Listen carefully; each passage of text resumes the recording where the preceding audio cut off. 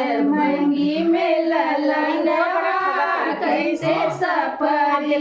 भैले मंगी में ललनवा कैसे सपरी सासू जी आई देवरमन को मांगी अपना ने सासू जी आई देवरमन को मांगी अपना ने के बदले ठेल दिखा दे पिया गए परदेस चाबी ले गए सजनवा कैसे सपरी चाबी ले गए सजनवा कैसे सपरी भले मांगी में ललनवा कैसे सपरी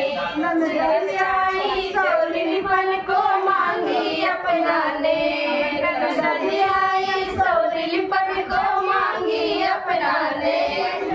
के बदले ठेक दिखा दे पिया गए परदेस चाबी ले गए सजनवा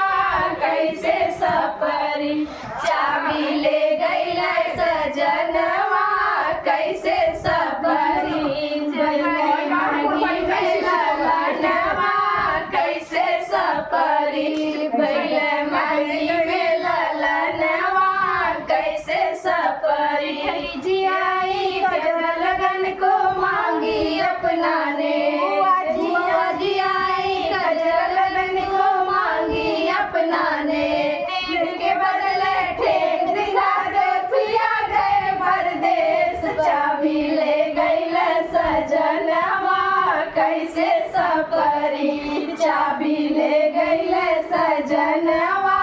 कैसे सपरी भैले मांगी में ललनवा